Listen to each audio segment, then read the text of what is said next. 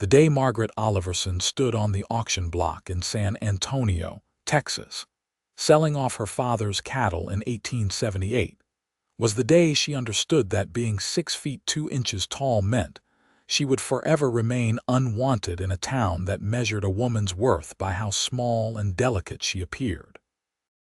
She towered over most men in the dusty square, her height making her visible from every corner, and she heard the whispers that followed her like tumbleweeds in the hot September wind. "Look at that giant woman," one rancher muttered to his wife, not bothering to lower his voice. "Poor girl. No man wants a wife who can look him straight in the eye." Margaret had heard variations of that sentiment her entire life. At 22 years old, she had grown accustomed to the way potential suitors would approach her from a distance, their faces eager and interested, only to falter when they drew close enough to realize she stood taller than them.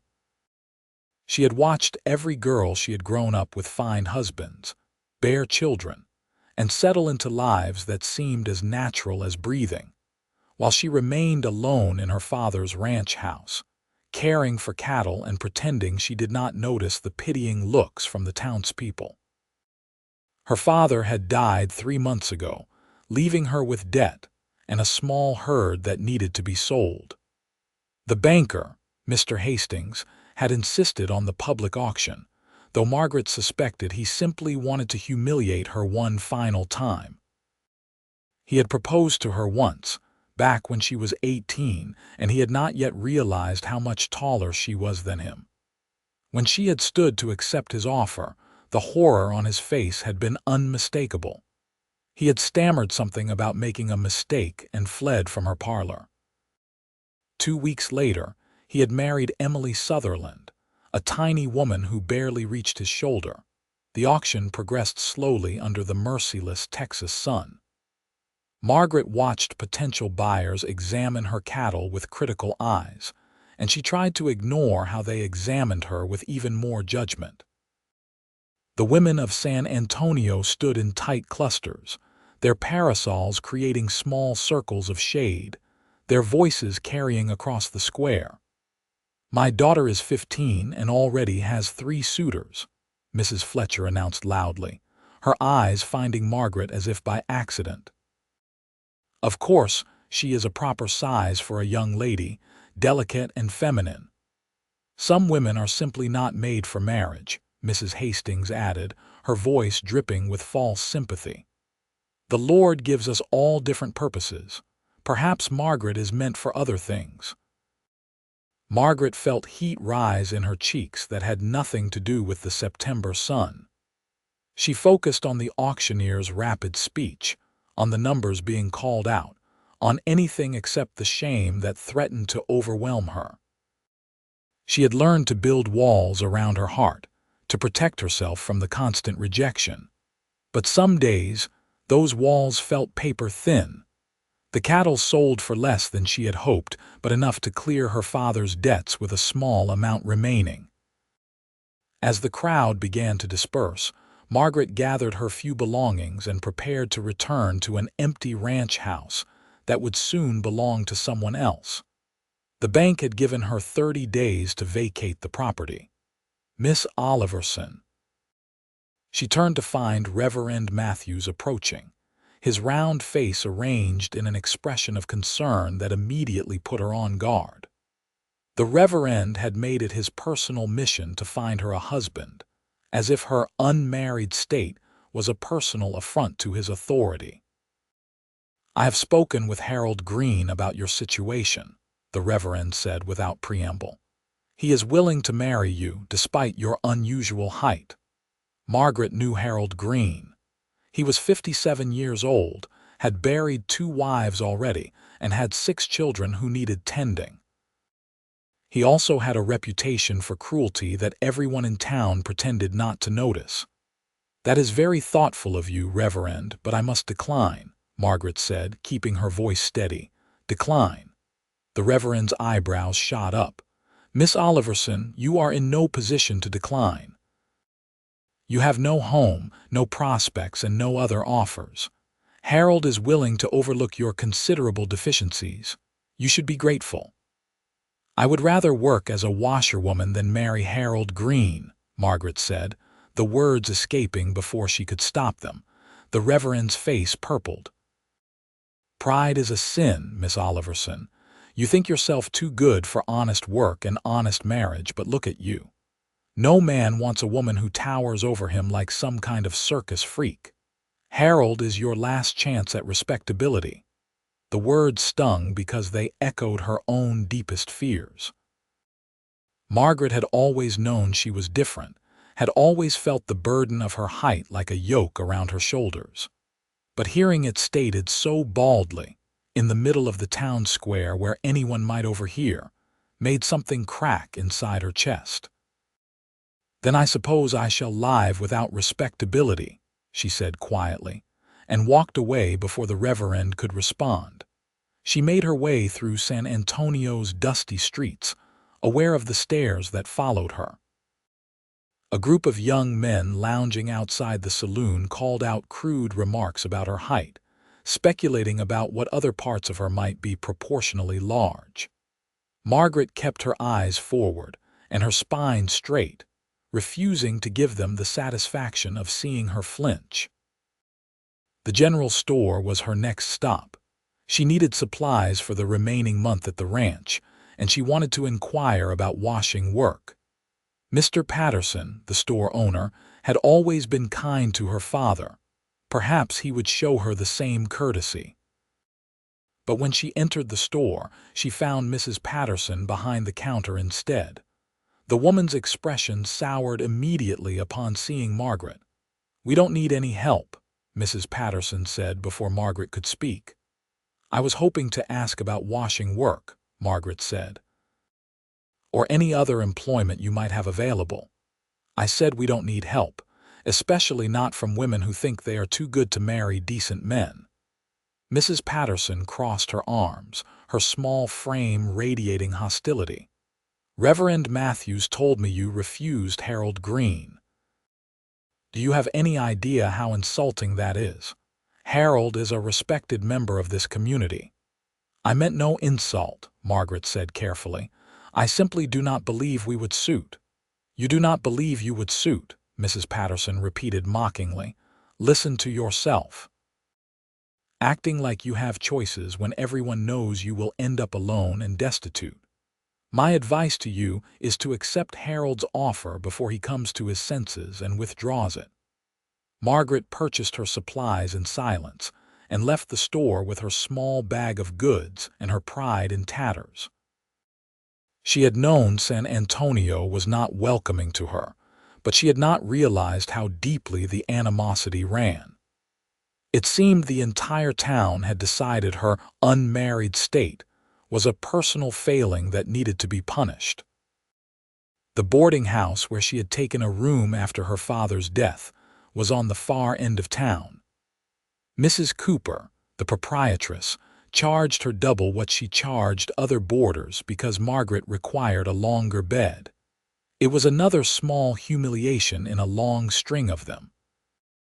As she walked, Margaret allowed herself to imagine a different life. She pictured a place where her height was not a source of shame, where men did not recoil at the sight of her, where she might find someone who looked at her with admiration instead of disgust. But such fantasies were foolish. This was the world she lived in, and wishing it different would not change reality. She was so lost in her thoughts that she nearly collided with a man exiting the telegraph office. She stepped back quickly, an apology already forming on her lips, and found herself looking directly into a pair of warm brown eyes. Not looking down, as she did with almost every man she met, but straight across. The man was tall, very tall. At least 6 feet 5 inches, with broad shoulders and sun-bronzed skin that spoke of long days outdoors. He wore dusty trail clothes and a weathered hat, and when he realized they were standing face to face, something remarkable happened. He smiled. It was not a mocking smile or a pitying smile. It was genuine and warm and reached all the way to his eyes, crinkling the corners in a way that suggested he smiled often. "Pardon me, miss," he said, his voice a pleasant drawl. "I was not watching where I was going." Margaret stood frozen, unable to formulate a response. Men did not smile at her like that. Men did not look pleased to be standing near her. And men certainly did not apologize when she was the one who had nearly walked into them. "No harm done," she finally managed, her voice barely above a whisper.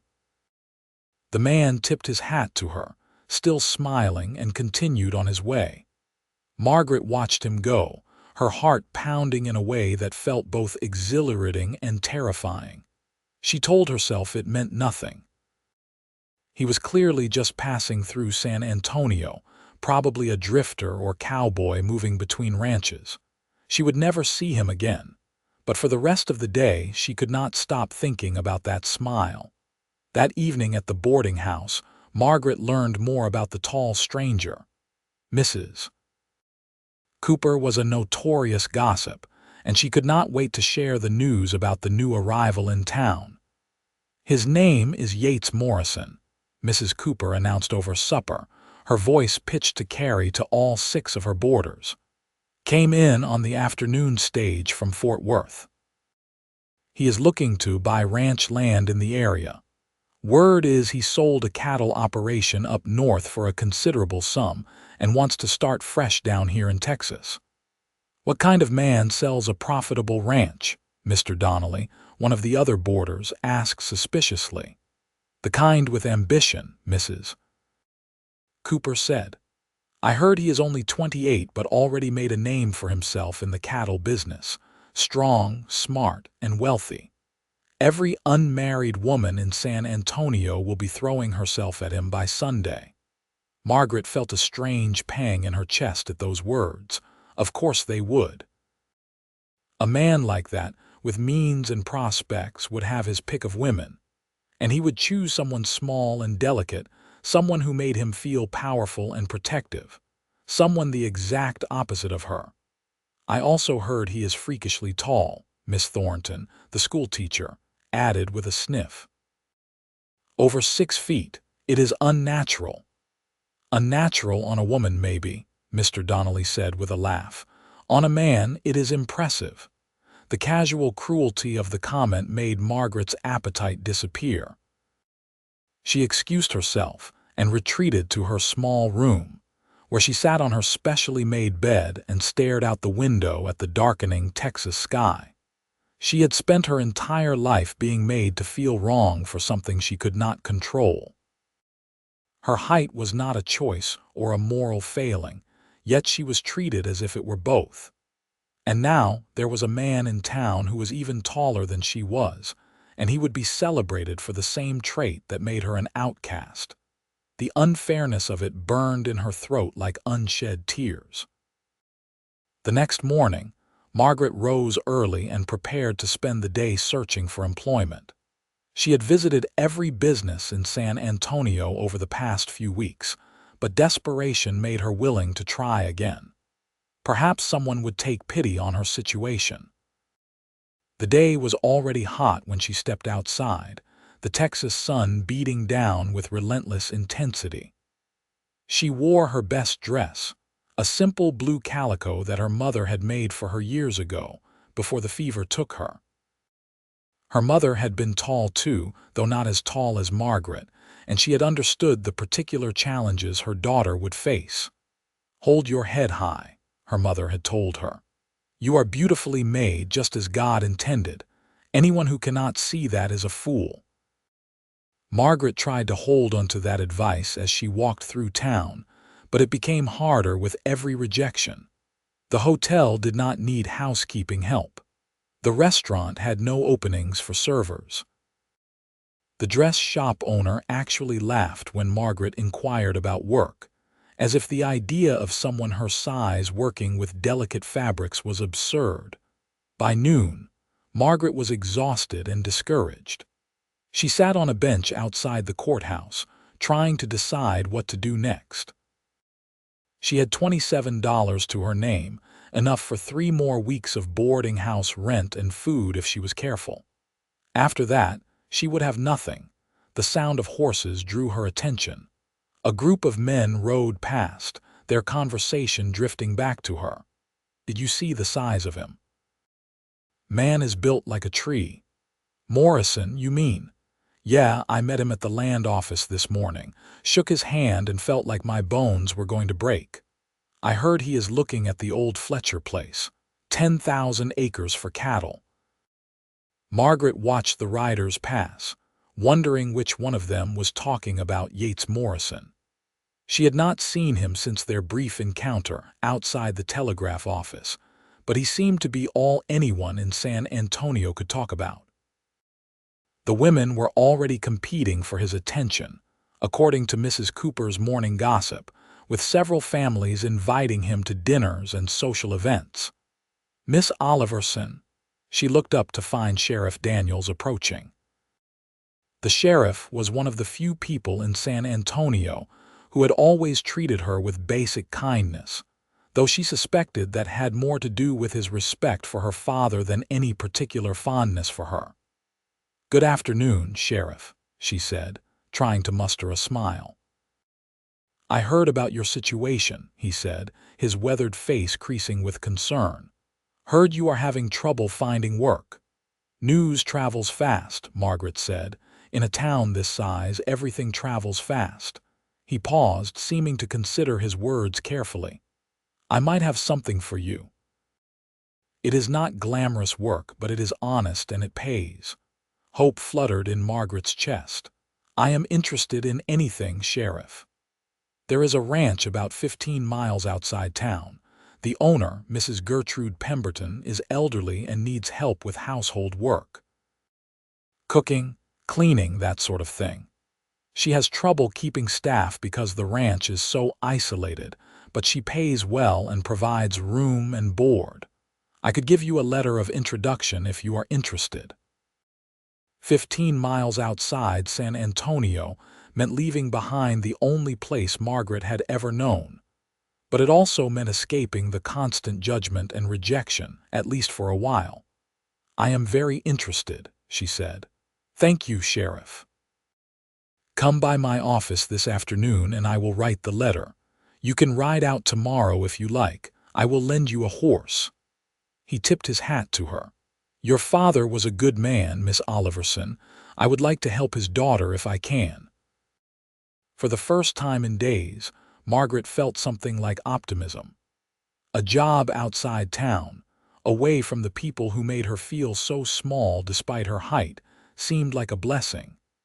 She thanked the sheriff again and headed back to the boarding house with considerably lighter steps.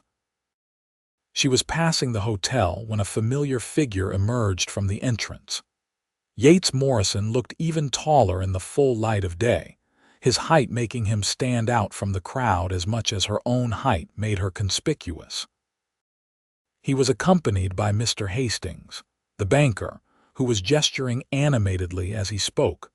Margaret tried to slip past unnoticed, but Yates's eyes found hers across the street. For a moment their gazes held, and once again she saw that warm smile cross his face. He lifted his hand in a small wave, and Margaret felt her cheeks flush with a confusing mixture of pleasure and embarrassment.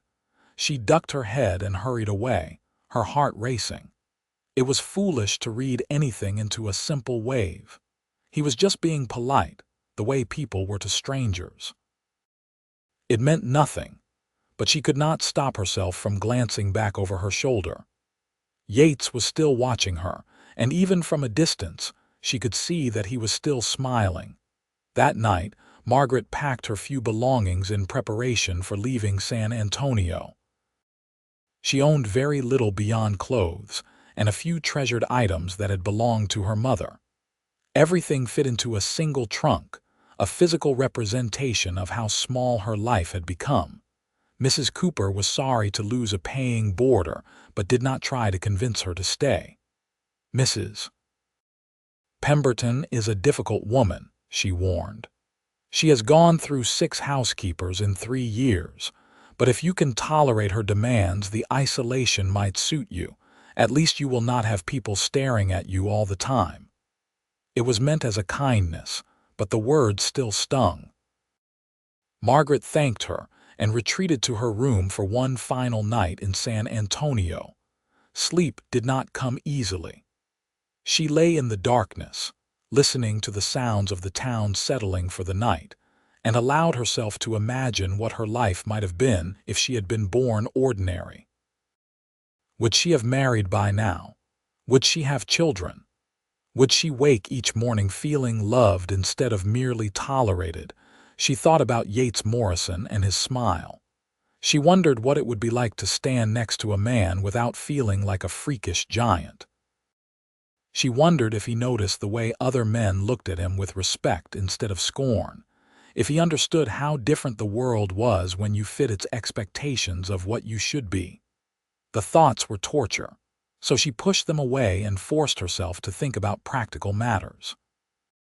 She would work hard for Mrs. Pemberton, save her wages, and perhaps eventually buy a small piece of land of her own. She could raise chickens, maybe a few sheep. She could build a life that did not depend on anyone else's approval. It was not the future she had dreamed of as a girl, but it was a future nonetheless.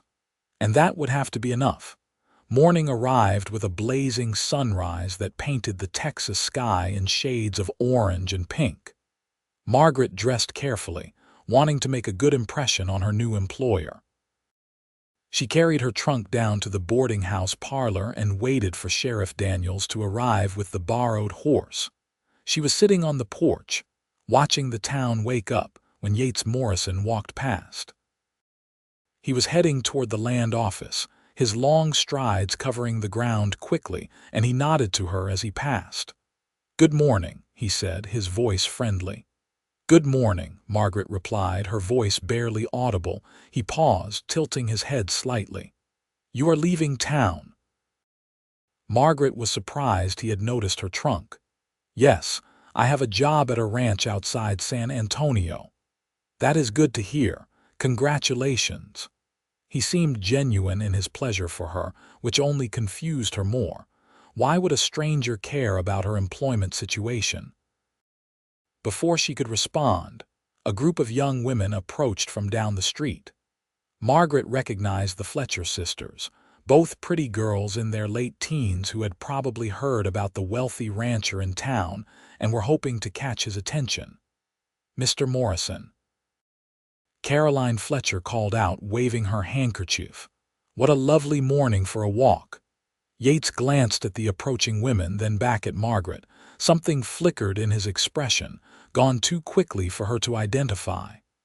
"I should let you go," Margaret said, standing.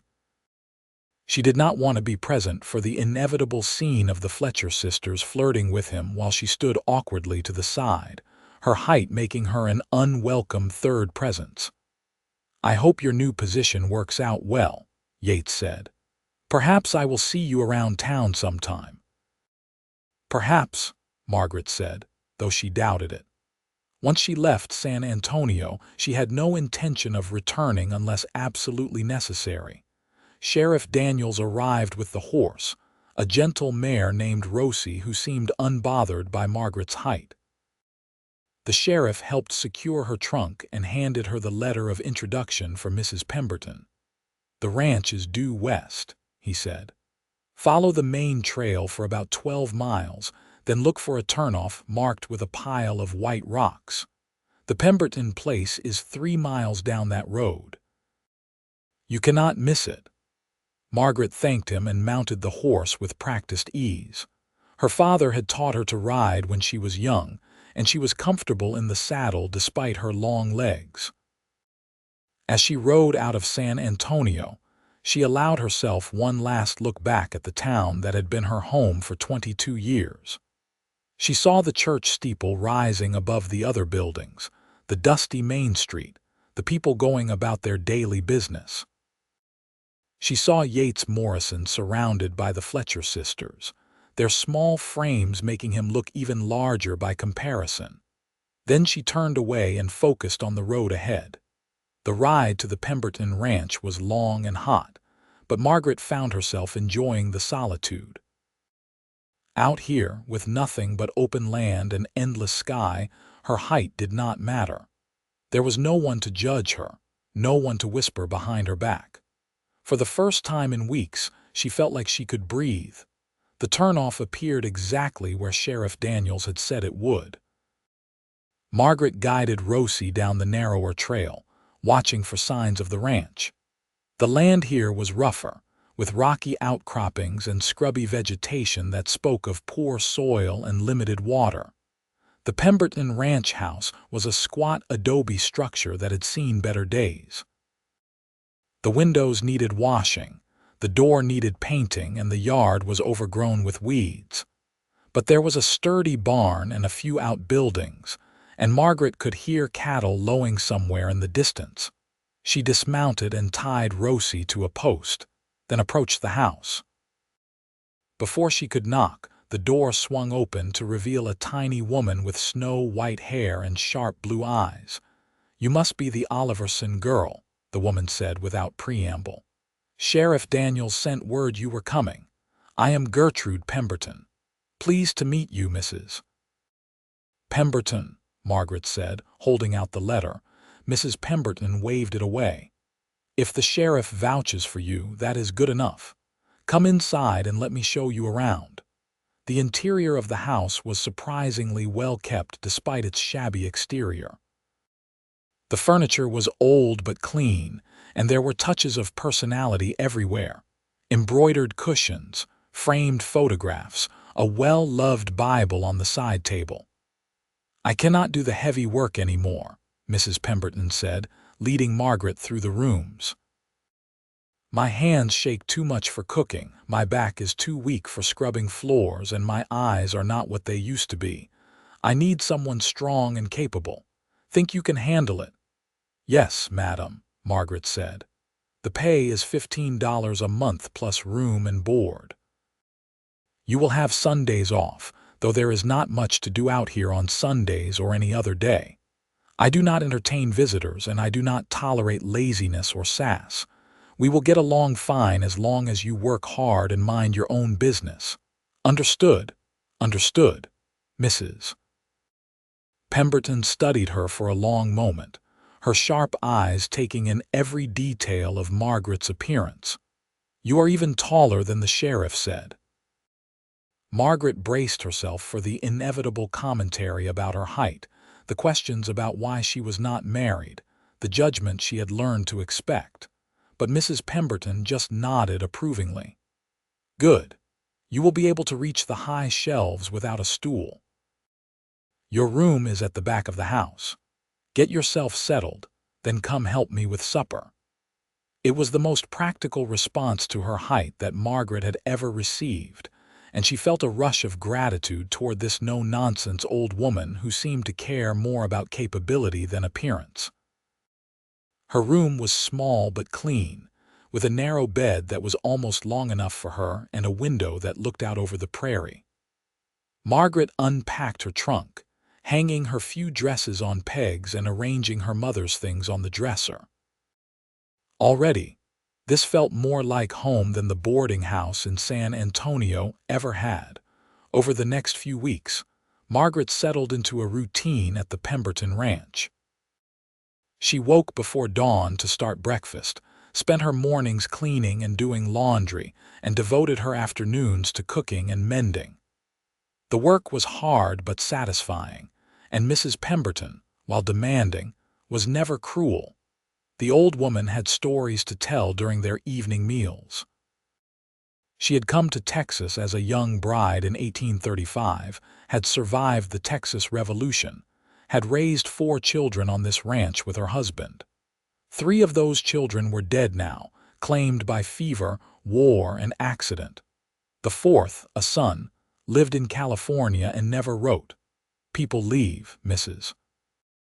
Pemberton said one evening, her voice matter of fact.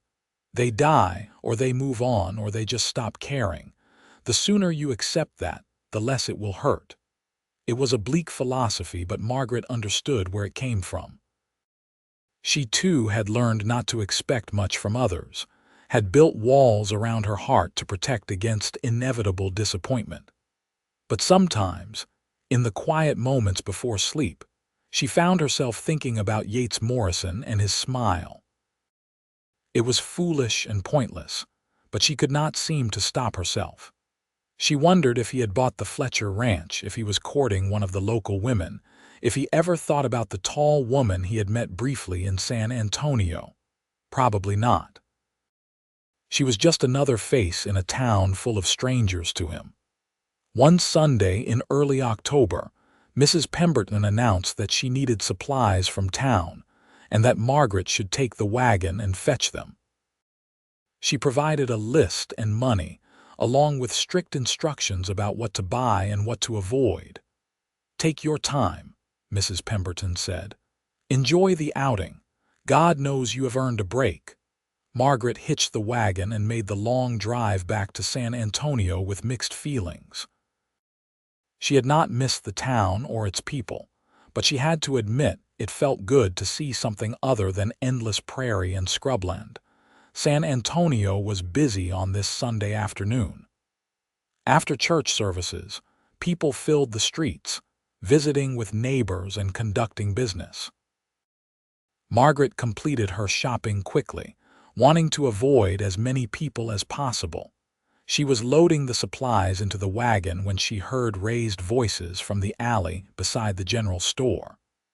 Curious despite herself, she moved closer and saw a group of men surrounding someone. It took her a moment to realize they had cornered a young Mexican boy, probably no more than 14 years old. "Caught him stealing apples," one of the men was saying. "We should teach him a lesson." "I was not stealing," the boy protested in accented English. "I was looking at them." "Sure you were," another man said, raising his hand as if to strike the boy. Margaret knew she should not get involved. These men would not appreciate her interference, and she could not afford to make enemies in San Antonio when she might need to return for supplies. But the look of terror on the boy's face moved something inside her. "Excuse me," she said, stepping into the alley. Her height made her impossible to ignore, and the men turned to stare at her. "What is happening here?" "None of your concern, Miss Oliverson," one of the men said. He was a ranch hand she recognized but did not know by name. "Go about your business. If you believe he stole something, you should take him to the sheriff," Margaret said, keeping her voice steady. "Not handle it yourselves." "The sheriff is not here, and we do not need some spinster telling us what to do," another man said. "Unless you want to pay for what he stole." Margaret knew extortion when she heard it, but she also knew these men would hurt the boy if she walked away. She reached into her pocket and pulled out $1, far more than a few apples were worth. "Here," she said, holding out the money. "Now let him go." The men looked at each other, clearly disappointed to be denied their entertainment. But they took the money and released the boy, who immediately ran toward Margaret as if she were a shelter in a storm. "Thank you," he said, his eyes wide and grateful. "Thank you so much." "What is your name?" Margaret asked as the men dispersed, grumbling about being cheated of their fun. "Juan Reyes," the boy said. "My family works at a ranch east of town. I did not steal anything, I promise. I was just looking." "I believe you," Margaret said. She pulled an apple from her bag of supplies and handed it to him. "Here, take this, and be careful in town." Some people look for excuses to cause trouble. Juan took the apple with reverent hands. "You are very kind, and very tall," he added with the honesty of youth. Margaret smiled despite herself. "Yes, I am both those things. My uncle is tall like you, maybe even taller." Juan bit into the apple, his expression blissful. "He just came to Texas from Fort Worth." Something in Margaret's chest tightened. "Your uncle?" "Yes, my mother's brother. He is going to buy a big ranch and let us come work for him. He says we will all have better lives here." Juan finished the apple in record time. "I should go. Thank you again, miss. You are like an angel." He ran off before Margaret could ask any more questions, leaving her standing in the alley with her thoughts spinning. It could not be the same person. Texas was full of tall men, and it would be too much of a coincidence for Juan's uncle to be Yates Morrison. But the timing fit. A man from Fort Worth, newly arrived in Texas, buying ranch land. How many people matched that description? Margaret shook her head, annoyed with herself for even thinking about it. It did not matter whether Juan was related to Yates. She was making her own way now, building her own life, and she did not need to waste time on impossible fantasies about men who would never see her as anything more than an oddity. She finished loading the wagon and started the drive back to the Pemberton ranch, determined to put the entire encounter out of her mind. But fate had other plans. She was about 5 miles out of San Antonio when she noticed a rider coming up fast behind her. The wagon was slow and cumbersome, so she pulled to the side of the trail to let the rider pass. But instead of passing, the rider slowed as he drew even with her. It was Yates Morrison. "Miss Oliverson," he said, touching the brim of his hat. "I thought that was you." Margaret's heart performed an acrobatic feat in her chest. "Mr. Morrison, good afternoon. You work for Mrs. Pemberton, someone told me. How are you finding it?" "It is good work," Margaret said, acutely aware that she was covered in dust from the road and probably looked a mess. "Mrs. Pemberton is a fair employer. I am glad to hear it." Yates maneuvered his horse to walk alongside the wagon. "Mind if I ride with you a bit? I am headed in the same direction." Margaret minded very much, but she could hardly say so. Of course not. They rode in silence for a few minutes, the only sounds the creaking of the wagon and the steady clip-clop of hooves. Margaret kept her eyes on the road ahead, hyper-aware of Yates's presence beside her. "I saw what you did in town," Yates said finally. "With Juan." So the boy was his nephew. Margaret felt her cheeks heat with embarrassment, though she was not sure why. She had done nothing wrong. "Those men were going to hurt him," she said quietly. "I know. I was coming from the land office when I heard the commotion.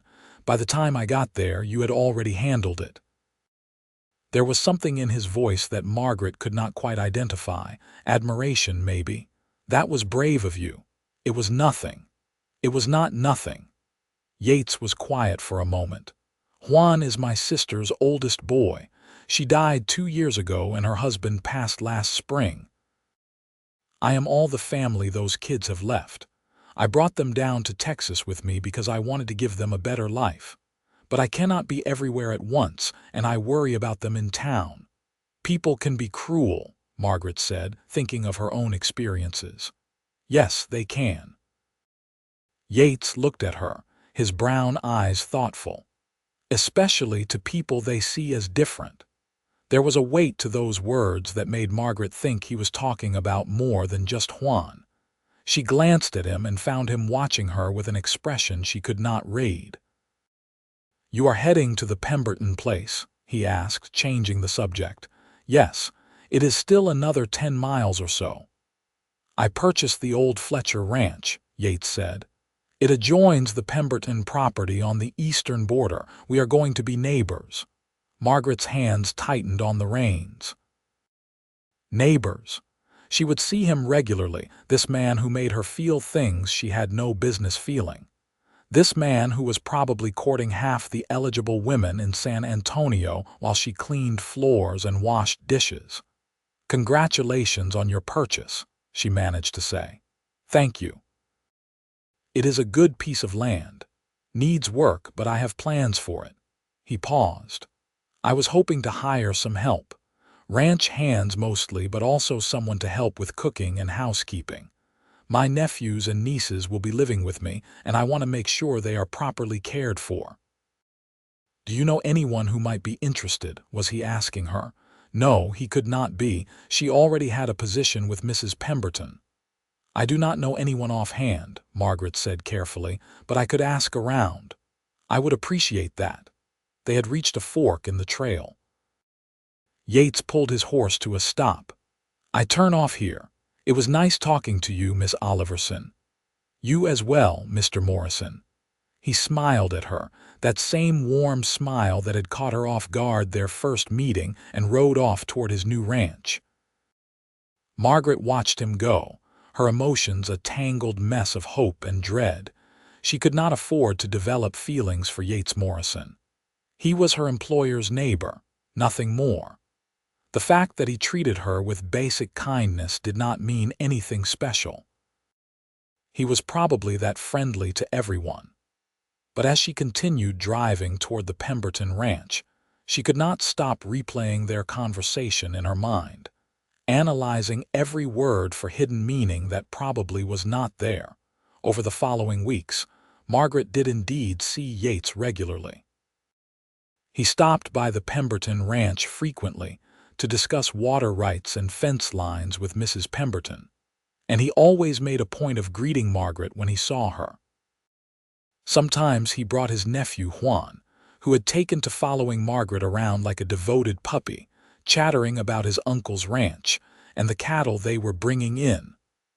"Uncle Yates says I can learn to be a real cowboy," Juan told her one afternoon while she hung laundry. "He is teaching me to rope and ride. He says I have natural talent." "That is wonderful," Margaret said, genuinely pleased for the boy. "He talks about you," Juan added casually. Margaret nearly dropped the sheet she was hanging. "What, Uncle Yates? He talks about you sometimes." "He says you are impressive." Juan squinted up at her. "I think that means he likes you." "I am sure he was just being polite," Margaret said, her heart hammering. "Uncle Yates is not polite when he does not mean it," Juan said with the certainty of youth. "He only says nice things about people he respects, and he respects you, I can tell." Before Margaret could respond to this alarming information, Yates himself appeared around the corner of the house, leading his horse. "There you are, Juan. I told you to wait by the wagon." He looked at Margaret apologetically. "Sorry, he has a habit of wandering off." "He is no trouble," Margaret assured him. Juan grinned at both of them, then scampered off toward the wagon, leaving Margaret and Yates alone among the flapping laundry. "He is right, you know," Yates said after a moment. "About what?" "About my respecting you." Yates's expression was serious. "I do. Not many people would have stood up to those men in town for a kid they did not know. Not many people have that kind of courage." Margaret felt heat rising in her cheeks. "I just did what anyone would do." "No, you did what you thought was right, even though it probably made your life harder. That is not what anyone would do. That is what good people do." He took a step closer, and Margaret found herself frozen in place. "I have been wanting to ask you something, Miss Oliverson." Her mouth went dry. "Yes. There is a dance in San Antonio next Saturday, a harvest celebration. I was wondering if you might like to attend with me." The world seemed to tilt on its axis. Was Yates Morrison asking her to a dance? That could not be right. Men did not ask her to dances. Men avoided dancing with her because it highlighted how tall she was. "I am sure you would prefer to take someone else," Margaret heard herself say. "Someone more suitable." Yates frowned. "I asked you because I want to go with you. If you are not interested, that is fine, but do not tell me who I should prefer." There was an edge to his voice that startled her. He sounded almost offended, as if her response had insulted him somehow. "I did not mean offense," Margaret said quickly. "I only meant that I am not the kind of woman men usually want to be seen with at social events." "What kind of woman is that?" "The kind who is taller than almost everyone in the room." Yates studied her for a long moment, his expression softening. "Is that what people have told you? That your height makes you undesirable?" Margaret could not bring herself to answer, but her silence was answer enough.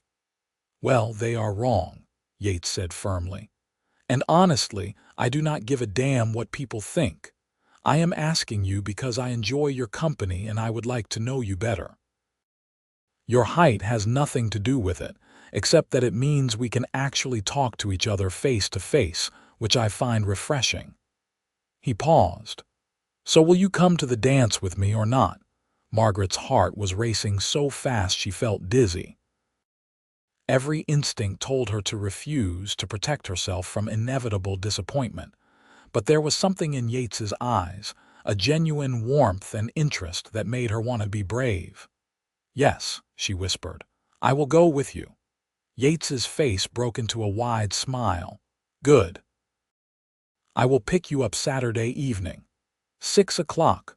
6 o'clock, Margaret agreed. After he left, she stood in the yard among the drying laundry and tried to process what had just happened. She had agreed to attend a dance with Yates Morrison. She was going to walk into a room full of people who had spent years judging her, and she was going to do it on the arm of the most eligible man in San Antonio. The thought was terrifying. Mrs. Pemberton found her still standing there 20 minutes later. "You going to hang the rest of that laundry or just stare into space all day?" "Sorry," Margaret said, jolting back to reality. "I was distracted. I noticed." Mrs. Pemberton's sharp eyes studied her. "The Morrison man asked you to the dance, did he?" Margaret nodded, not trusting her voice. "Good. It is about time someone in this town saw past their own prejudices." She handed Margaret another sheet. "Wear your blue dress. It brings out your eyes." The next few days passed in a blur of nervous anticipation. Margaret worked hard to keep herself busy, but her thoughts kept drifting to Saturday evening. She imagined walking into the dance hall with Yates, pictured the shocked faces of everyone who had written her off as unmarriageable. Part of her wanted to prove them all wrong, to show them that she was worthy of attention and affection.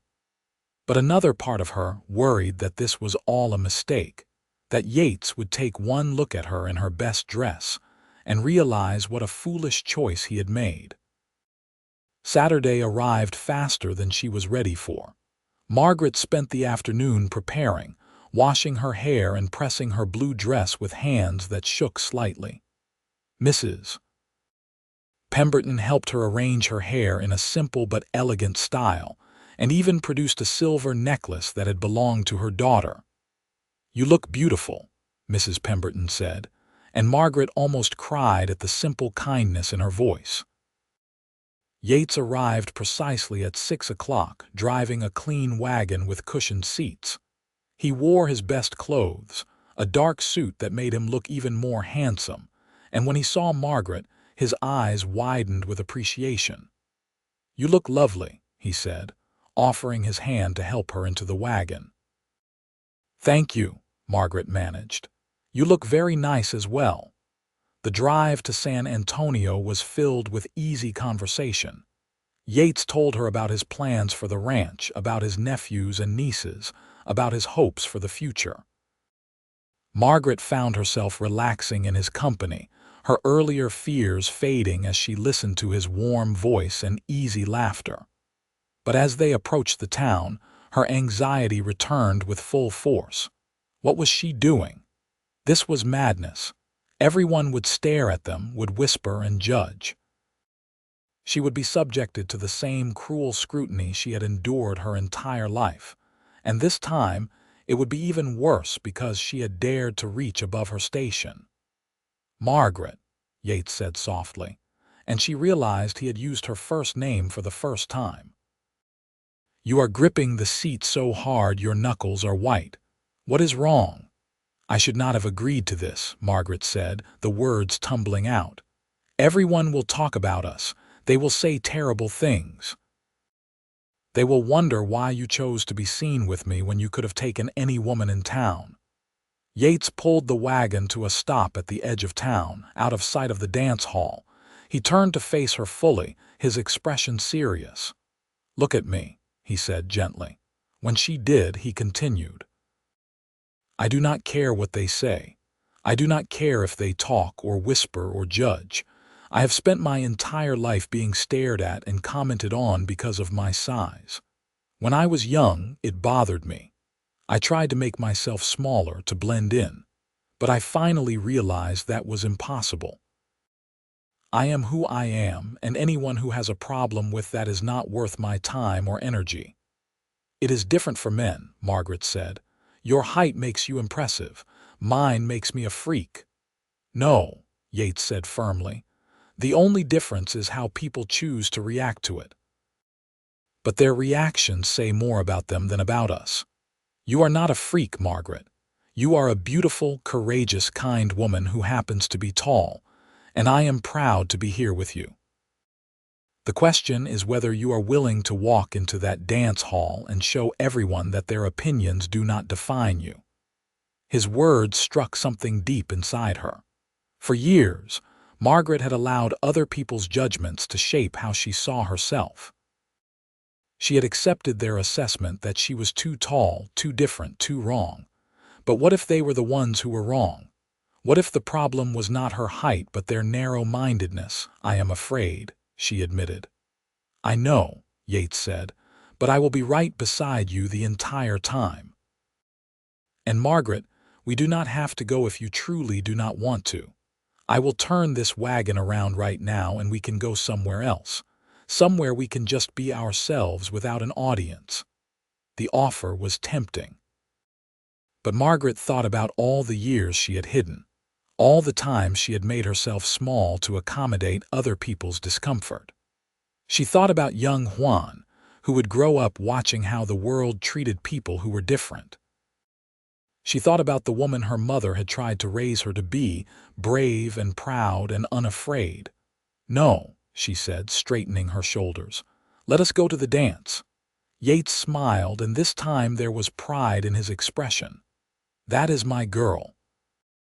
They drove the rest of the way to the dance hall in silence, but it was a comfortable silence now, charged with determination rather than fear. When they arrived, Yates helped Margaret down from the wagon with exaggerated courtesy, offering his arm like she was the most precious thing in the world. The dance hall was full of people, as expected. Music drifted out through the open windows and couples milled about in their finest clothes. As Margaret and Yates approached, conversation faltered. Heads turned. Whispers started. Margaret felt every eye on them as they walked through the door. She saw shock on faces, confusion, barely concealed mockery. She saw the Fletcher sisters whispering behind their hands. She saw Mrs. Patterson's expression of pure disbelief. She saw Reverend Matthews actually stop mid-conversation to stare. And she kept walking, her head high, her hand on Yates's arm. They had barely made it 5 feet into the room when Caroline Fletcher appeared in their path, her pretty face arranged in an expression of false sweetness. "Why, Mr. Morrison, what a surprise to see you here," Caroline said, her eyes flicking to Margaret with barely concealed disdain. "I did not realize you and Miss Oliverson were acquainted." "We are neighbors," Yates said pleasantly. "And friends, I hope." "How nice," Caroline said, her tone suggesting it was anything but nice. "Mr. Morrison, I was hoping you might save me a dance later this evening. My father wanted to speak with you about a business matter, and it would be the perfect opportunity." It was a blatant attempt to separate Yates from Margaret, and everyone knew it. Margaret prepared herself for Yates to accept, to take the path of least resistance and avoid further gossip. But Yates just smiled politely and said, "I appreciate the offer, Miss Fletcher, but I am here with Margaret tonight, and I intend to dance exclusively with her. Perhaps another time." Caroline's face flushed with embarrassment and anger. She opened her mouth to respond, but her sister dragged her away before she could make more of a scene. "That was unkind," Margaret murmured as they moved further into the room. "No," Yates corrected. "That was honest. I came here to spend time with you, not to play social games with women who think their family name entitles them to my attention." They found seats near the edge of the dance floor. Margaret was acutely aware of the stares and whispers that followed them, but Yates seemed completely unbothered. He fetched them punch and made easy conversation, his attention focused entirely on her as if they were the only two people in the room. When the next song started, Yates stood and offered his hand. "May I have this dance?" Margaret's throat tightened. Dancing would put them on display even more than they already were. Everyone would see how tall she was, how awkward she looked trying to waltz with a man who, despite his own height, was still barely taller than her. But Yates was waiting, his hand extended, his eyes warm and encouraging. And Margaret realized she was tired of being afraid. She took his hand. The dance floor was crowded, but people seemed to make space for them as they moved to the center. Yates's hand settled on her waist, and Margaret placed hers on his shoulder, marveling at how normal it felt. She was not looking down at the top of someone's head. She was not trying to make herself smaller. She was just dancing with a man who was exactly the right height for her. They began to move, and Margaret was surprised by how well they fit together. Yates was a good dancer, leading with confidence but not dominating. They moved in sync, and for the first time in her life, Margaret felt graceful. "See," Yates said softly, "this is what it should feel like, easy, natural, right?" Margaret felt tears prick her eyes, but they were not tears of sadness. They were tears of relief, of joy, of finally feeling like she belonged somewhere. "Thank you," she whispered. "For what?" "For seeing me," she said. "Really seeing me, not just my height or what other people think I should be, just me." Yates's expression softened. "Margaret, you are the easiest person in the world to see. You are kind and brave and beautiful, and anyone who cannot recognize that is a fool." They danced through 3 more songs, lost in their own world while the gossip swirled around them. Margaret was aware of the attention they were receiving, but it bothered her less with each passing moment. Let them stare. Let them whisper. She was dancing with a wonderful man who treated her like she mattered. And that was worth more than all the approval in the world. It was during the 4th dance that trouble arrived. Harold Green, the man Reverend Matthews had tried to force Margaret to marry, had apparently been drinking heavily. He stumbled onto the dance floor and blocked their path, his face red and his eyes unfocused. "This is ridiculous," he slurred, gesturing at Margaret. "You are making a spectacle of yourself, Morrison, dancing with that giantess like she is a normal woman. Everyone is laughing at you." Yates's expression went cold. "Step aside, Green." "Why? So you can continue embarrassing yourself. That woman is a freak. She should be working in a circus, not pretending she belongs in polite society." Harold's voice was rising, drawing even more attention. "I was willing to marry her out of charity, but you have enough money to get any woman you want. Why would you waste your time on something like her?" The entire room had gone silent. Margaret felt her face burning with humiliation, felt the old shame rising up to choke her. She tried to pull away from Yates, to remove herself before she became any more of a spectacle. But Yates did not let her go. Instead, he stepped forward, putting himself between Margaret and Harold, and when he spoke, his voice was deadly quiet.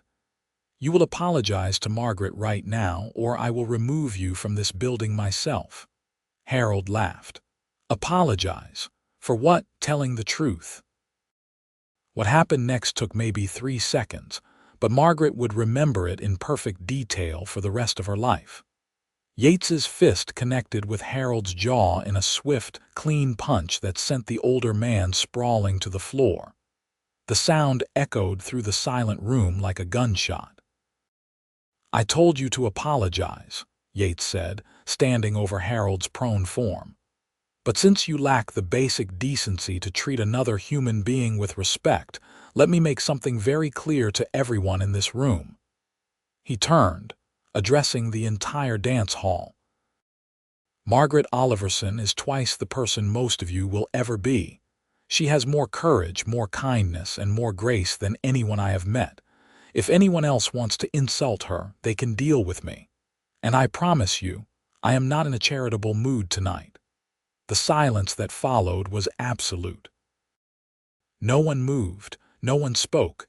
Even Harold stayed on the floor, holding his bleeding jaw. "Margaret," Yates said, turning back to her and offering his arm. "Would you like to leave? I think we have made our point." Margaret nodded, not trusting her voice. They walked out of the dance hall together, through a crowd that parted before them like the Red Sea. No one tried to stop them. No one said a word.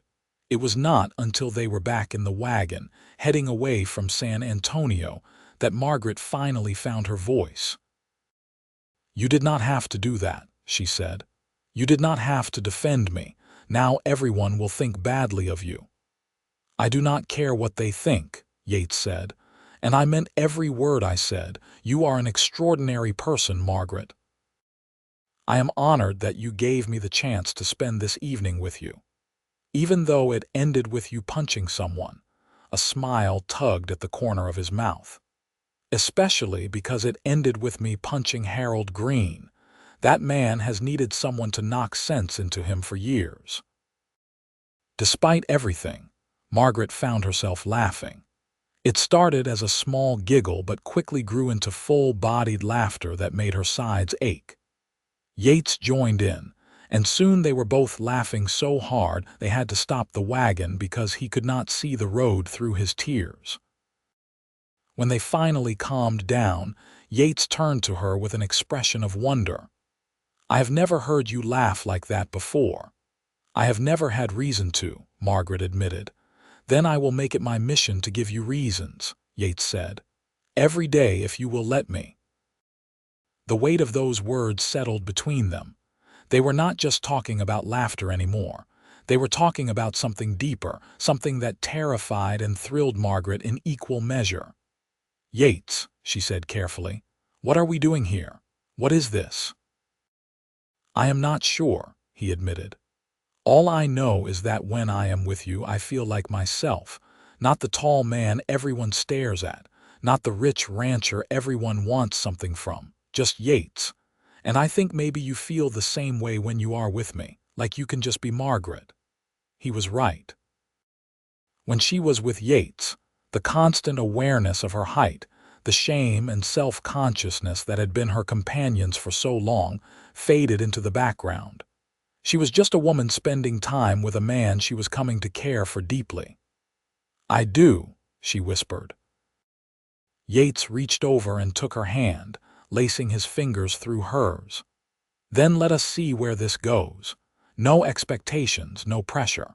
Just two people getting to know each other and enjoying each other's company. Does that sound acceptable to you?" It sounded more than acceptable. It sounded like a dream Margaret had given up on long ago. "Yes," she said. "That sounds wonderful." They sat in the wagon on the side of the road, hands clasped, watching the stars come out over the Texas prairie. And for the first time in her life, Margaret felt like she was exactly where she was meant to be. The following weeks brought changes to Margaret's carefully ordered life. Yates became a constant presence, stopping by the Pemberton Ranch almost daily with various excuses for his visits. Sometimes he needed to discuss fence repairs with Mrs. Pemberton. Sometimes he brought his nephews and nieces to visit. Sometimes he simply showed up with no excuse at all, just a smile and an offer to help with whatever task Margaret was working on. Mrs. Pemberton watched these developments with undisguised approval. "That man is courting you properly," she said one afternoon after Yates had spent 2 hours helping Margaret chop firewood, a task he had no obligation to assist with. "Making himself useful, showing up consistently, treating you with respect. That is how it should be done." "We are just friends," Margaret protested weakly. "Friends who look at each other like you are the sun and moon," Mrs. Pemberton said with a knowing smile. "I may be old, but I am not blind. That man is falling in love with you, and unless I am very mistaken, you feel the same way." Margaret could not deny it. Over the past month, Yates had become essential to her happiness. She looked forward to his visits with an eagerness that sometimes embarrassed her. She caught herself thinking about him at odd moments, remembering things he had said or the way his eyes crinkled when he laughed. She dreamed about him at night, sweet dreams that left her feeling warm and hopeful when she woke. But she was also terrified.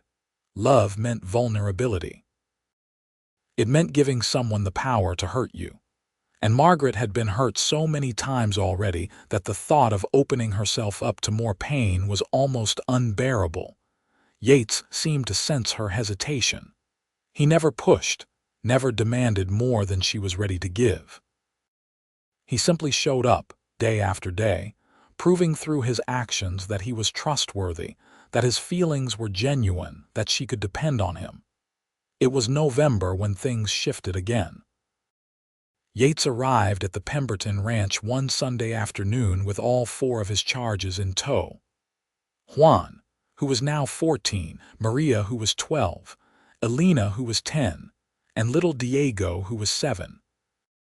The children tumbled out of the wagon with the boundless energy of youth, immediately running off to explore while Yates approached the porch where Margaret was shelling peas. "I need your help," he said without preamble. "With what?" Margaret asked. "With them." Yates gestured toward the children. "They need proper care, Margaret. I do my best, but I am a single man running a ranch. I cannot give them the attention they deserve. They need someone who knows how to care for children, who can provide structure and stability. They need a mother." Margaret's heart clenched. Was he about to tell her he was looking for a wife? That he needed to find someone suitable to marry so his nieces and nephews would have proper care? "What are you asking me?" she said quietly. Yates sat down beside her, close enough that their shoulders touched. "I am asking if you would consider leaving Mrs. Pemberton's employment and coming to work for me, as housekeeper and governess for the children. I know it is a lot to ask, and I would understand if you said no, but Margaret, they already love you." "And he stopped, seeming to struggle with his words. "I would very much like to have you at my ranch, for the children's sake, of course, but also for my own." It was not a proposal of marriage, but it felt close.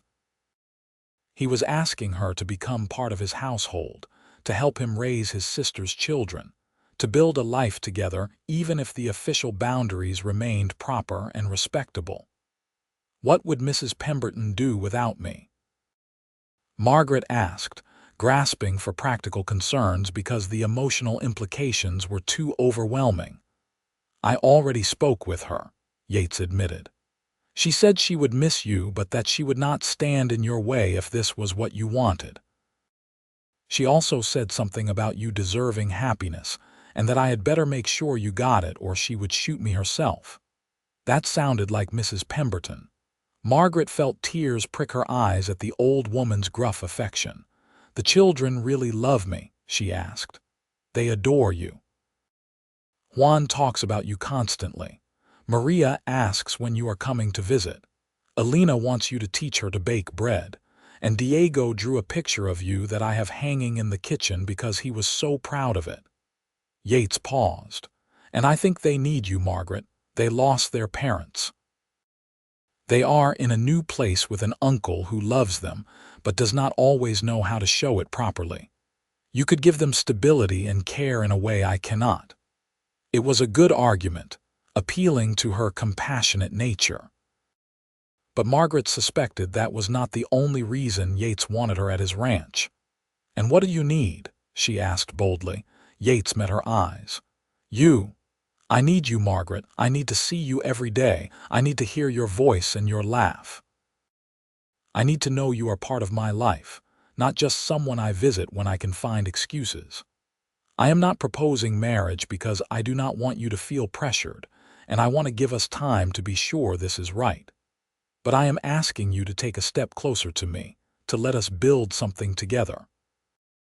Margaret's heart was pounding so hard she could hear it in her ears. This was everything she had wanted and everything she feared. But she thought about the children who needed care, about Yates, who had shown her nothing but kindness and respect, about the possibility of a life that included love and belonging. "Yes," she whispered, "I will come work for you." Yates's face broke into a smile so wide and joyful that it transformed him. "Really, you mean it?" "I mean it." Before she could say anything else, Yates pulled her into a hug. It was the first time they had embraced, and Margaret was struck by how right it felt to be held by him, to feel the solid warmth of his body against hers, to breathe in the scent of horses and leather and something uniquely Yates. "Thank you," he murmured against her hair. "You will not regret this, I promise." The children chose that moment to come running back, and Juan immediately noticed the way his uncle was holding Margaret. "Does this mean Miss Margaret is coming to live with us?" Juan asked hopefully. "It does," Yates confirmed, releasing Margaret but keeping one hand on her shoulder as if he could not bear to completely let her go. The children erupted in cheers. Diego actually did a somersault of joy, while Alina grabbed Margaret's hand and began planning all the things they would do together. Margaret felt tears streaming down her face, but for once they were tears of pure happiness. She was going to be part of a family. She was going to have people who wanted her around, who valued her presence, who maybe even loved her, Mrs. Pemberton helped Margaret pack her belongings over the next few days, and though the old woman grumbled about being left alone, Margaret could see the satisfaction in her eyes. "You are making the right choice," Mrs. Pemberton said, as she folded Margaret's dresses carefully into the trunk. "That man looks at you like you hung the moon and stars, and those children need you. You will have a good life with them." "I am going to miss you," Margaret said, her voice thick with emotion. "Oh, stop that crying. I am not dying. I am just 15 miles away. You can visit any time you like." Mrs. Pemberton straightened and fixed Margaret with her sharp gaze. "But I am going to give you some advice, girl. When that man proposes to you, and he will, you say yes immediately. Do not let fear or past hurt or worries about what other people think get in your way. Love is rare and precious, and you too have something special. Do not waste it." "What if he does not propose?" Margaret asked. "What if he just wants me as a housekeeper?" Mrs. Pemberton snorted. "Then he is a bigger fool than I thought, but he is not. Mark my words, by this time next year, you will be married to Yates Morrison, and wondering how you ever lived without him." The idea filled Margaret with a giddy hope she barely dared to acknowledge. Moving to the Morrison ranch was like stepping into a completely different world. The house was larger than Mrs. Pemberton's, with enough space for all the children to have their own rooms. Yates had hired several ranch hands to work the cattle, and he had just purchased a large herd that would need tending through the winter. Margaret's days became full in new and satisfying ways.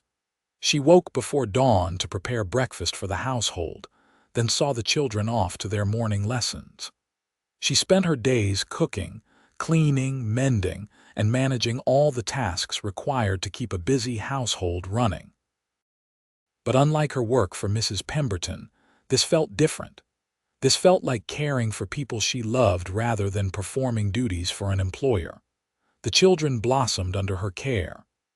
Juan, who had been sullen and withdrawn when he first arrived in Texas, began to smile and laugh regularly. Maria, who had been painfully shy, started chattering away about her dreams and hopes. Alina stopped having nightmares about her mother's death. And Diego, the youngest, attached himself to Margaret with the fierce devotion of a child who had found a safe harbor.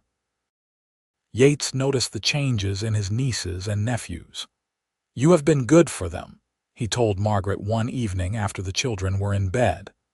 They were sitting on the porch, watching the sun set over the prairie, and he had moved his chair close enough to hers that their shoulders touched.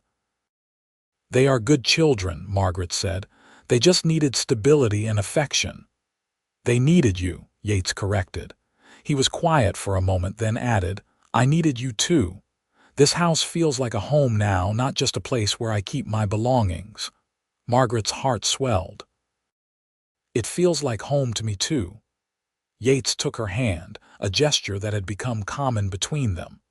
"Margaret, I know we agreed to take this slowly, but I need you to know that my feelings for you are not uncertain. I am not trying to figure out whether I care for you. I know I do. I care for you deeply, more than I have ever cared for anyone, and I want to build a future with you." "I want that too," Margaret whispered. "But I can see you are still scared," Yates continued gently. "You still hold part of yourself back, like you are waiting for me to realize I made a mistake. And I understand why. The world has not been kind to you. But Margaret, I need you to try to trust me. I need you to believe that I see you for who you really are, and what I see is someone I could easily spend the rest of my life with." "I am trying," Margaret said. "It is just hard to believe sometimes, hard to trust that this is real." "Then I will keep proving it to you," Yates said. "Every day for as long as it takes." He lifted her hand to his lips and kissed her knuckles gently. The gesture was so tender, so full of promise, that Margaret felt something inside her finally begin to heal. The walls she had built around her heart, the protective barriers she had maintained for so long, started to crumble. Maybe, just maybe, she could let herself hope. Winter in Texas was mild compared to northern states, but there was still work to be done to prepare the ranch. Yates and his hired hands worked long days securing the cattle, repairing fences, and storing supplies. Margaret kept the house warm and the meals plentiful, and in the evenings they all gathered around the fireplace while she read to the children or taught them songs her mother had taught her. It was a peaceful, happy time. Margaret felt herself relaxing into this new life, letting go of old fears and embracing new possibilities. She caught herself humming while she worked. She laughed more freely. She allowed herself to imagine a future that included permanent place in this house, with these children, with Yates. It was a week before Christmas when Yates asked her to go riding with him. He said he wanted to show her a particular spot on his property, a place he thought she would appreciate. They left the children in the care of Miguel, the most trusted of the ranch hands, and rode out together into the crisp December afternoon. Yates led her to a rise that overlooked the entire ranch. From this vantage point, Margaret could see the house, the barn, the cattle grazing in distant pastures, and beyond that, miles of open prairie stretching to the horizon. "This is my favorite place on the entire property," Yates said as they dismounted. "I come here when I need to think, when I need perspective. I wanted to share it with you." "It is beautiful," Margaret said honestly. The view was breathtaking, made even more spectacular by the golden light of the late afternoon sun. "Margaret," Yates said, and there was something in his voice that made her turn to look at him. He was watching her with an intensity that made her breath catch. "I brought you here because I wanted privacy for what I need to say to you." Her heart began to race. "Yates, please let me finish," he interrupted gently. "I have been thinking about this for weeks, and I need to get it right." He took both her hands in his, holding them carefully. "When I first came to San Antonio, I was looking for land and a fresh start. I had some money saved and plans for a cattle operation, but beyond that, I did not know what I wanted from life. Then I saw you, standing on that street corner, and something inside me shifted. You were so tall and so beautiful, and when our eyes met, you looked at me like I was just a man, not a spectacle or a curiosity, just another person. Do you have any idea how rare that is for someone like me?" "Yates, I am not finished," he said with a small smile. "Over these past months, I have gotten to know you. I have seen your kindness and your courage. I have watched you with my nieces and nephews, seen how you love them and care for them like they are your own. I have shared meals with you and conversations and comfortable silences. And Margaret, I have fallen completely, irrevocably in love with you." Tears were streaming down Margaret's face. "I love you too," she whispered. "Then marry me," Yates said. "Not because you work for me or because the children need a mother, though both those things are true. Marry me because we belong together. Because we fit in a way that I never thought was possible. Because I want to wake up next to you every morning for the rest of my life and fall asleep holding you every night. Because I cannot imagine a future that does not include you." "Yes," Margaret said through her tears. "Yes, I will marry you." Yates pulled her into his arms and kissed her. It was Margaret's first kiss, and it was everything she had ever dreamed of, tender and passionate and full of promise. When they finally pulled apart, both of them were crying and laughing at the same time. "I was so afraid you would say no," Yates admitted. "I was afraid you still did not believe this was real." "I believe it now," Margaret said. "I believe in us." They stood on that rise, holding each other as the sun set, and Margaret felt a profound sense of peace settle over her. The girl who had been rejected by San Antonio, who had been made to feel wrong and unworthy her entire life, was loved. She was cherished. She had found her place in the world. When they returned to the ranch, the children were waiting anxiously. Juan had apparently guessed what his uncle was planning, because he took one look at Margaret's glowing face and let out a whoop of joy. "She said yes," he shouted, and the other children erupted in celebration. They spent the evening making plans. The wedding would be in the spring, Yates said, because he wanted time to make it special. Margaret did not care about the details. She would have married him that very night if it were possible. But she appreciated his desire to do things properly, to give them both time to savor this engagement period. They told Mrs. Pemberton the next day. The old woman cackled with delight and took full credit for bringing them together, which was not entirely inaccurate. "I knew it," she crowed. "I knew that man was going to marry you. About time you got some happiness, girl." News of the engagement spread through San Antonio quickly. Reactions were mixed. Some people, those who had known Margaret's father or who had basic human decency, were happy for her. But others, especially those who had rejected her all her life, were scandalized that someone as eligible as Yates Morrison would choose to marry the town's oddity. The Fletcher sisters were particularly bitter. Caroline made a point of stopping by the ranch one day under the pretense of delivering baked goods, but her real purpose quickly became clear. "I suppose congratulations are in order," Caroline said, her smile sharp as a knife. "Though I must admit, we were all surprised by Yates's choice." "Were you?" Margaret said calmly. She was learning not to let these barbs wound her the way they once had. "Well, yes. I mean, there were so many more suitable options. Women who come from good families, who know how to run a household properly, who look like proper ladies." Caroline's eyes raked over Margaret's tall frame with obvious disdain. "But I suppose love is blind, as they say." "Or maybe," came Yates's voice from behind them, making Caroline jump, "love sees what truly matters.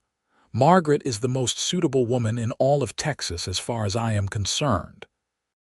She is kind, intelligent, hardworking, and beautiful. Those seem like good qualifications for a wife, do you not think?" Caroline's face flushed red. "I meant no offense." "Of course you did," Yates said pleasantly. "But I am going to forgive it this once because I am in too good a mood to let small-minded people ruin my day. Now, if you will excuse us, Margaret and I have wedding plans to discuss." He took Margaret's arm and led her back into the house, leaving Caroline standing in the yard with her basket of attempted manipulation. "You did not have to do that," Margaret said, though she was smiling. "Yes, I did. I will not have people treating you poorly, especially not on my own property." Yates pulled her close. "You are going to be my wife, Margaret. That makes you the most important person in my world. Anyone who cannot show you proper respect is not welcome here." Margaret felt her love for him expand even more, if that were possible. He did not just tell her she mattered. He showed her through his actions, defending her and honoring her in ways no one ever had before. The winter months passed in a blur of preparation. Margaret sewed her wedding dress with help from Mrs. Pemberton and Alina, who turned out to have a talent for embroidery. The children were excited about the wedding, asking constant questions about what would happen and whether they could help. "Will you be our mother after you marry Uncle Yates?" Diego asked one evening as Margaret tucked him into bed. The question caught her off guard. She had been so focused on becoming Yates's wife that she had not fully considered what her role would be with the children. "Would you like me to be?" she asked carefully. "Yes," Diego said immediately. "We already call you Aunt Margaret, but I think Mother Margaret would be better. Is that okay?" Tears sprang to Margaret's eyes. "That is more than okay, sweetheart.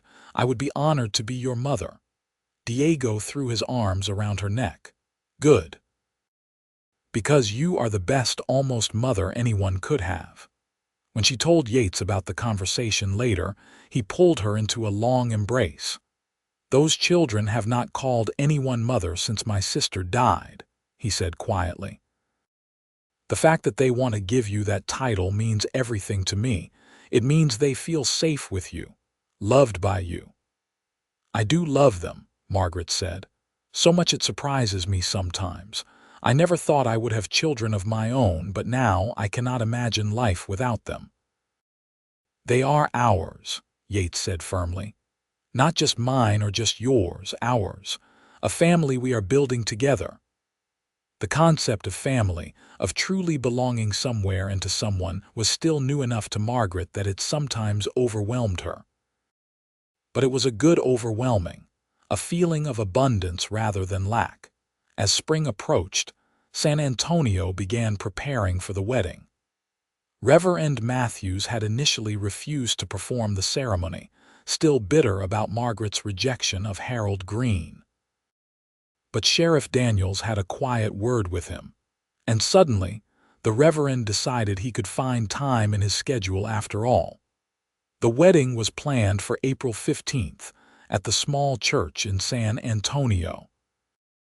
Margaret had briefly considered having it at the ranch to avoid the townspeople who had been so cruel to her, but Yates convinced her otherwise. "I want to marry you in front of everyone," he said. "I want them all to see that you are loved and valued and cherished. I want them to witness me choosing you publicly and proudly. Will you let me do that?" How could she refuse such a request? So she agreed, and as the wedding day approached, she found she was nervous but not afraid. She would be walking into that church as Margaret Oliverson, the rejected outsider. But she would be walking out as Margaret Morrison, beloved wife and mother, part of a family that wanted her. The day before the wedding, Mrs. Pemberton arrived at the ranch with a package wrapped in brown paper. "This belonged to my daughter," she said, handing it to Margaret. "She died before she could wear it at her own wedding, and I have been saving it all these years. I think she would have wanted you to have it." Margaret unwrapped the package to find a beautiful lace veil, delicate and timeless. She looked at Mrs. Pemberton with tears in her eyes. "Are you sure? This must mean so much to you." "It does," Mrs. Pemberton agreed, "which is why I am giving it to you. You are like a daughter to me, Margaret. I want you to have something special for your wedding day." They embraced, and Margaret felt grateful for this prickly old woman who had given her employment when no one else would and who had become family in the process. The morning of April 15th dawned clear and beautiful. Margaret woke early in her room at the ranch, knowing it would be the last morning she woke there as an unmarried woman. By tonight, she would be Yates's wife in every sense of the word. Alina and Maria helped her dress, their young faces serious with concentration as they buttoned the tiny buttons on her wedding gown and arranged the veil Mrs. Pemberton had given her. Margaret looked at herself in the mirror and barely recognized the woman staring back. She looked happy. She looked loved. She looked like someone who belonged. The ride to San Antonio was festive. All the children came along, dressed in their finest clothes, chattering excitedly about the ceremony and the celebration that would follow. Yates had ridden ahead earlier to prepare, and Margaret found herself missing him even though she would see him soon. As they approached the church, Margaret saw that it was already full. Word had spread about the wedding, and it seemed like everyone in San Antonio had come to witness it. Some, she knew, were there out of genuine goodwill. Others were there out of curiosity or the desire to gossip. But Margaret no longer cared about those people. Their opinions had no power over her anymore. Sheriff Daniels met her at the church entrance. He had offered to walk her down the aisle, a kindness that had moved Margaret to tears when he proposed it. "You ready for this?" he asked with a gentle smile. "More ready than I have ever been for anything," Margaret said. The music started. The church doors opened, and Margaret walked down the aisle toward Yates, who stood at the altar watching her approach with such love in his eyes that she felt like the most beautiful woman in the world. She was vaguely aware of the people in the pews, of their stares and whispers, but none of that mattered. All that mattered was Yates, reaching for her hand as she reached the altar, holding it tightly like he would never let go. Reverend Matthews performed the ceremony with appropriate gravity, though he did not sound particularly pleased about it. But Margaret barely heard his words. She was lost in Yates's eyes, in the promises they were making to each other, in the profound knowledge that this was right. "I now pronounce you husband and wife," Reverend Matthews said finally. "You may kiss your bride." Yates pulled Margaret into his arms and kissed her soundly, to the delight of the children and the shock of some of the more conservative members of the congregation. When they finally pulled apart, both of them were smiling so widely their faces hurt.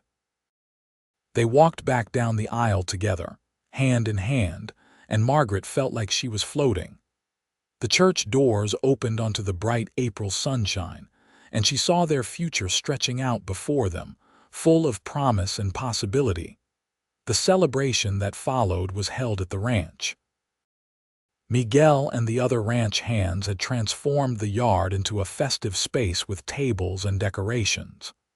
There was food and music and dancing, and Margaret found herself having the time of her life.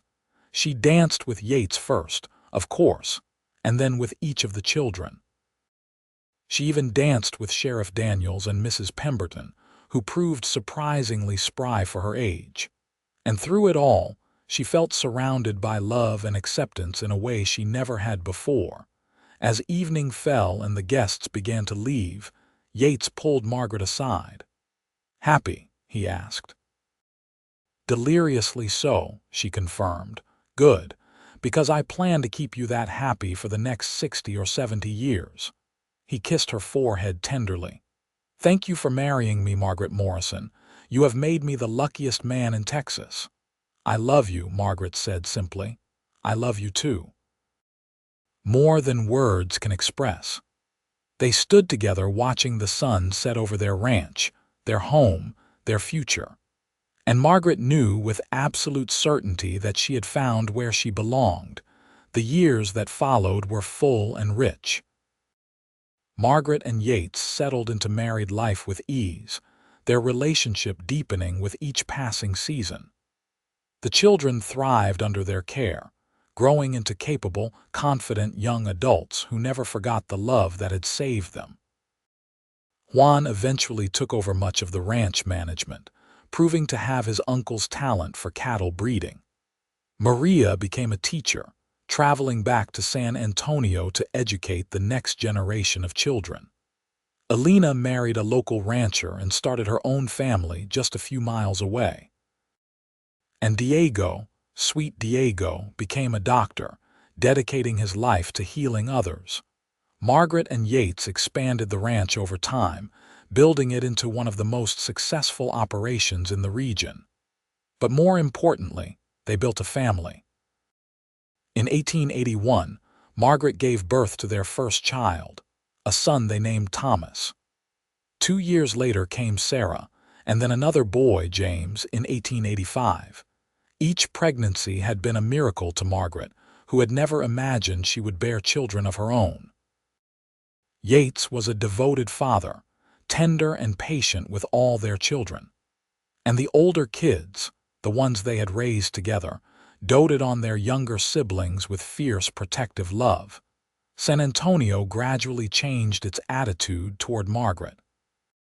It was hard to maintain prejudice against someone who was clearly happy and successful, someone whose husband obviously adored her, and whose children were well raised and respected in the community. Those who had once mocked her now sought her advice on household management and child rearing. Those who had rejected her now invited her to social events and treated her with deference. Margaret was gracious to everyone, even those who did not deserve her kindness. But she never forgot who had stood by her during her darkest days. Mrs. Pemberton remained a close friend until her death in 1890, and Margaret ensured she was buried with the dignity and respect she deserved. Sheriff Daniels retired in 1892, and Margaret and Yates threw him a celebration that the entire town attended. On their 10th wedding anniversary, Yates took Margaret back to the rise where he had proposed. They stood looking out over the ranch that had grown so much larger, over the home they had built together, over the life they had created. "Have I kept my promise?" Yates asked. "Have I kept you happy?" "Every single day," Margaret said honestly. "You have given me more than I ever dreamed possible. A home, a family, a place where I belong. You saw me when no one else did. You loved me when everyone else rejected me. You changed my entire world." "No," Yates corrected gently.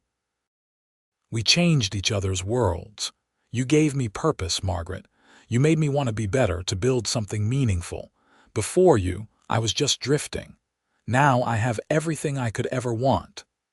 He pulled a small velvet box from his pocket and handed it to Margaret. Inside was a beautiful silver bracelet engraved with words that made her cry. "My partner in all things, my love for all time." "I wanted you to have something permanent," Yates explained. "Something that reminds you every day how much you mean to me." Margaret threw her arms around him, and they stood there for a long time, holding each other as the wind whispered through the grass, and the Texas sun painted the sky in shades of gold. 25 years after their wedding, the Morrison Ranch was the largest in the region. Thomas had married and taken on major responsibilities in the operation. Sarah was engaged to a lawyer from San Antonio. James was studying agriculture at the university, planning to return home with modern farming techniques. Juan had 8 children of his own now. Maria's students went on to prestigious schools. Elena's ranch was thriving. Diego had opened a practice in San Antonio and was making a real difference in people's lives. And Margaret and Yates, now in their 50s, were still as in love as they had been on their wedding day. Age had softened them both, added gray to their hair and lines to their faces, but they remained partners in every sense of the word. One evening, as they sat on their porch watching another spectacular sunset, Yates took Margaret's hand. "Do you ever think about what your life might have been like if we had never met?" he asked. Margaret considered the question. "Sometimes. I probably would have ended up alone, working until I could not work anymore, always feeling like I did not quite fit anywhere." "That would have been such a waste," Yates said. "You have so much love to give, so much kindness. The world would have been poorer without you in it the way you are now." "I used to think my height was a curse," Margaret admitted. "I spent so many years hating something I could not change, wishing I could be different. But if I had been ordinary, I might never have caught your attention that day in San Antonio. My difference led me to you, and that makes it the greatest blessing of my life. I fell in love with every part of you, Yates said. Your height, yes, because it meant we could stand eye to eye as equals, but also your courage, your compassion, your strength. You are the whole package, Margaret Morrison, and I thank God every day that you chose to share your life with me. They sat in comfortable silence, hands clasped, watching the day fade into night. Around them, they could hear the sounds of their family. Grandchildren playing in the yard, Thomas discussing cattle prices with one of the hands, Sarah practicing piano in the parlor. This was what Margaret had dreamed of during those lonely years in San Antonio, when she thought love would forever be beyond her reach. This was what she had given up hoping for, until a tall cowboy looked up and smiled at her, seeing her not as an oddity to be pitied or avoided, but as a woman worthy of love. The town had rejected her for being too tall. But one man had looked past the judgments and prejudices of others and seen her true worth. And in doing so, he had given her everything she had ever wanted: belonging, purpose, family, and a love that would last until their final days. As the stars began to appear overhead, Margaret leaned her head on Yates's shoulder and smiled. Her life had turned out even better than she had dared to imagine, and she knew with absolute certainty that she was exactly where she was meant to be. The end.